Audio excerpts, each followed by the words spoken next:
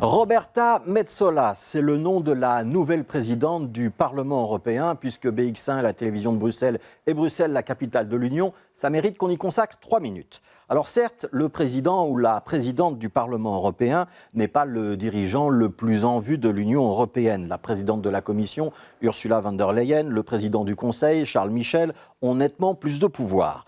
Mais c'est malgré tout plus qu'une fonction symbolique. Présider le Parlement vous confère une autorité morale, un rôle de représentation et un véritable pouvoir sur l'organisation des travaux parlementaires. Distribuer la parole, peser sur l'ordre du jour, pouvoir sanctionner un député qui dérape, ce n'est pas anodin. Roberta Metsola est la 3e femme à accéder à ce poste après Simone Veil et Nicole Fontaine. Mais elle accède à la présidence dans des circonstances un petit peu particulières, puisque c'est le décès de David Sassoli qui a contraint les députés à accélérer la succession. En vertu d'un accord entre les familles socialistes, libérales et social-chrétiennes européennes, il était convenu que ce poste irait à un membre du PPE, le Parti populaire européen, grand groupe conservateur qui accueille le CDH et le CDNV de Belgique, les Républicains de France ou Forza Italia d'Italie. En vertu de cet accord, les socialistes et les libéraux ont donc voté pour Roberta Metsola, qui a été largement élue. Et pourtant, cette désignation, elle fait grincer quelques dents.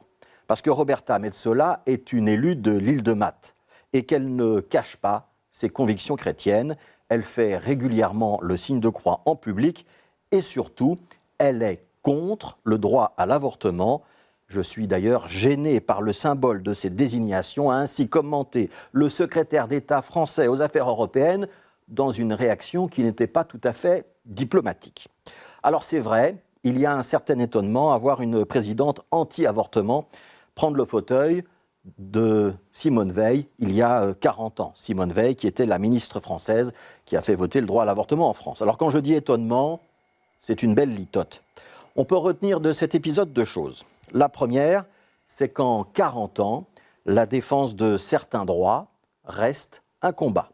Et la seconde, c'est que ce qui peut nous sembler tellement évident, vu de Belgique, de France, des Pays-Bas, ne l'est pas forcément dans tous les États membres de l'Union européenne.